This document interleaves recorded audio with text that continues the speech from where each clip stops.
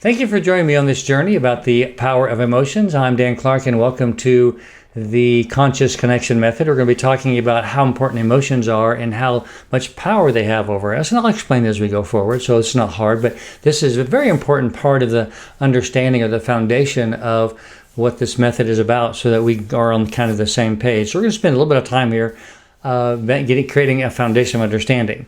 Now, let's think about the fact that we have a basic emotion on the inside of us all the time. We all have this basic kind of this level emotion that we all have that on the inside of us.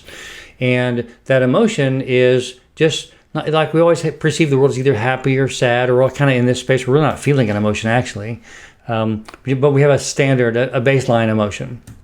When an event happens inside us, we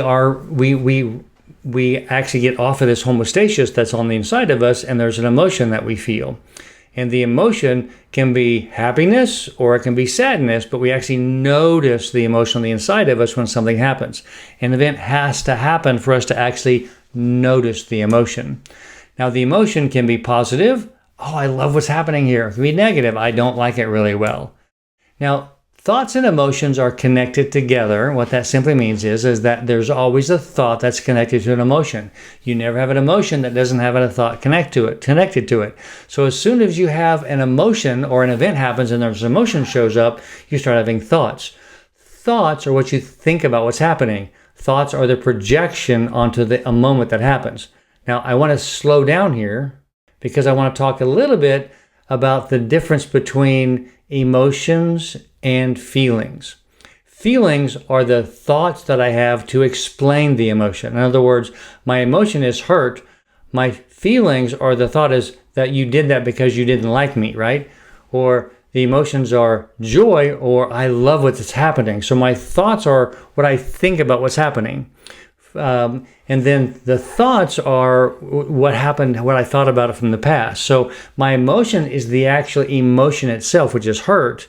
But the thought is, I'm angry at you because you did that. That's the thought, right? The hurt thought. So you have positive or negative thoughts depending on the emotion.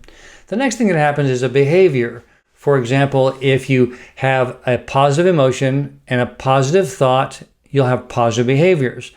Like someone does something to make you feel really good, you have good thoughts about them, and you're going to behave like in a really good space, right? But something happens that's negative, or someone does something that doesn't make you very happy, you're going to have negative thoughts about it. Negative emotions obviously create negative thoughts, and you're going to have negative behavior. That's how that works, right? Let me give you an example. Somebody kicks you in the knee, and I love this example.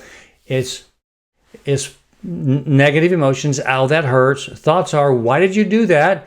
And the negative behaviors are you mad at them, right? But if someone kicks you in the knee, here's the interesting thing. If someone kicks you in the knee and they do it by accident, you don't necessarily have positive emotions about them or positive thoughts, but you're like more forgiving.